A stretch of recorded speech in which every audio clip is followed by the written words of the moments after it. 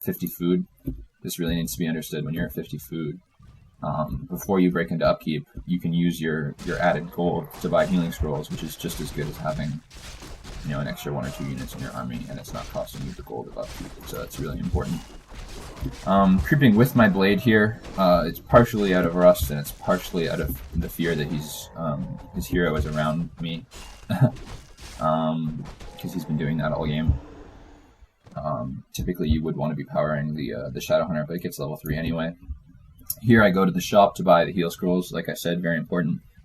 And as I'm doing that, I see, I'm pretty sure I caught a glimpse of his army there, but if I didn't, anyway, I'm trying to beat him to the fountain. It's nice to have your back to the fountain when you fight. The result of that is I get horribly out of position, but he actually does a horrible job using that position, and then I use my Shadowhunter stupidly, so that's okay. But he should have been going for my walkers there, and instead he lost a raider and ensnared a couple grunts, so not so great. I surround his Shadowhunter again. It's never the wrong thing to do, but he wisely transfers the Invuln potion, so that's a nice move on his part. And I think I just wasted a heal scroll. Yes, I did. Wow. I'm rusty. At this point, this is a very, losing fight. I can't really run when he has the Raider and when he has a Shadowhunter with greater mana pot. I will just take huge losses.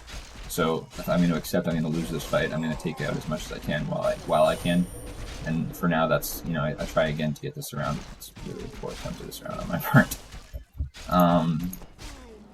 I try to weaken and kill the Shadowhunter. That's a no-go, which is fine. I'm at 35 food, he's at 36 food, so again, we're pretty close. But I would say he definitely came out on top in that fight, especially because Shadowhunter stayed alive longer. It hasn't died, actually. And therefore, he's got all the experience. Plus, as I run, he's just going to be able to get free kills on me, and I'm not going to be able to get anything on him. Not to mention, he's on his way to level 5 Blade, so I'm in a pretty sticky situation. He really easily could have killed my Blade here if he had been a little more aggressive at chasing it, but he gets the grunt kill with his Blade Master, and he's seen my Kodo, which is unfortunate. Yeah, he's trying to block the Kodo there, really good move on his part. And now, this is where, I'm just really out of position. I'm 35 food, he's 43, and he's about to get a free Kodo kill. So not a good situation for me. As you can see, I'm not doing very well in this game. Many mistakes, out of position fights, bad decisions on my part. Anyways, he gets the Kodo kill, but I make him pay for that. I hex the Blade, which is the main source of damage, so I'm able to get a kill as well. But, of course, he gets the Raider kill. So again, just to check food, I'm 31 food, he's 40 food, he has 700 gold, I have 200 gold, so he's in much better position than me. He's winning, obviously. And he's going to creep the dragon now, and if he should be able to get level 3 on his Shadowhunter, plus the free healing of being at the fountain, which is great. For my part, if he's not going to be attacking me right now, which I assumed he wasn't going to be because he's out of mana, it wouldn't have been wise to attack me when I have the shop to support my Shadowhunter's mana. I have to creep. Pretty much whenever you're at a disadvantage, creep. It's one of the better ways to make up any kind of disadvantage. You get items, you get gold, you get experience. Kind of a necessity is to creep. Looking at army sizes, he's got more gold than me, but his army is not much larger. But he does have that level 3 Shadowhunter. He hasn't put a clarity on it, so he hasn't. That's his mistake. Not very much mana on it. I'm creeping the dragon very slowly, as you can see. He's getting some healing scrolls, so he has 2 healing scrolls. Kodo, 2 raiders, 3 grunts, 3 walkers. I usually prefer to have 4 grunts and 2 walkers, so that's just me. He's got a very sizable army, and I'm bringing out my peons. He's going to get some free peon kills. I did get, as I'm sure you noticed, Vamp Aura from the dragon. Very ideal, pretty much the best way to make a comeback in Orc. Here I see his Blade. I hex it so he can't windwalk, and then I ensnare it so that if he does windwalk, I'll still have visibility of it, because when it's hexed you still have visibility.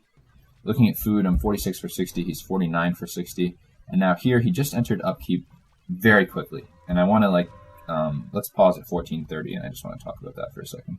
So I have 1428, 1429, 1430, pause. So, it's not wrong to rush to 60 food in Orkmere, far from wrong, but the thing is, we weren't in a fight. He arguably has control of the map he has a better, well, the armies are pretty close, but he's got a level 3 Shadowhunter, and he has 2 healing scrolls. So if we were to fight, in theory, he should win, in theory. And furthermore, he knew where I was, I didn't know where he was. He could have attacked my base, he could have bought a town portal and attacked my base, he could have retreated, he could have continued to creep. There was no real reason for him to break upkeep the way he did, especially. And that's much more important than breaking upkeep is the way he broke upkeep. So you see he has 60 food. He kind of broke to 53, and then when he had enough gold to go 56, he went 56. Very ineffective way to break upkeep. Whereas if you look at me, I'm currently 50 for 60 with 400 gold. I'm probably going to buy heal scrolls right now, but if I had the heal scrolls already, which are more important in my opinion than the extra food, if I had the heal scrolls and I was 50 for 60, I would wait till I had at least 600 gold, and then it'd be Grunt, Kodo, Walker, and I would shoot from 50 to 60 food right away and spend the least amount of time possible in upkeep getting a gold penalty. It's a very minor thing, but it can make a pretty big difference. So that having been said, a battle's about to happen. Let's unpause in 3, 2, 1, unpause. So this is a horrible situation for me to be in, and again, it's part of my rust, I think, is that my blade, which has mana, I should know at all times where my opponent is, and I don't. Luckily for me, I'm not in the worst position, and I do have the shop to my back, which is always great. So, as you see, blade on a walker, which I saw exposed. Otherwise, pretty good front line. His blade's attacking a creep. Did give him level 5, but, you know, just a waste of damage in the fight. Again, focusing down raiders with priority, walkers on grunts. Kodos, if they're, you know, once you've devoured something, Kodos need to be focusing. Either other Kodos or walkers, so their maximum damage. Dispelling his link and keeping my link up, I do a horrible job of that in this game, but that's okay. Honestly, like, as long as my stuff is linked at all times, that's fine with me. So we have very similar armies still, but because I've been attacking his walkers and doing a better job, like the walkers are just going to die faster, and he's done a poor job keeping them alive. That's one less unit linked. His Kodos get exposed, so you can see this Kodo's got this surround, and then my Kodos are attacking it, so the Kodos plus blade attacking the Kodo are going to kill it very quickly. That frees up the unit that it devoured, so it's like I gain the unit for the unit he lost, which is great. And then as he's going for my Shadowhunter, he exposes another Kodo, and like I said, I had my back to the shop, so I get the heal scroll there.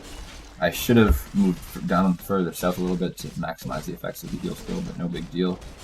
And as you can see, his whole army is kind of dead. I get the surround on his Shadowhunter. And sure, he's going to kill my Shadowhunter, but I hexed his blade, so he shouldn't have gotten any experience for that.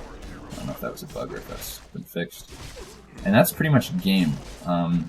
He fought, you know, like he didn't use his upkeep advantage very well at all. He fought with his back to his shop.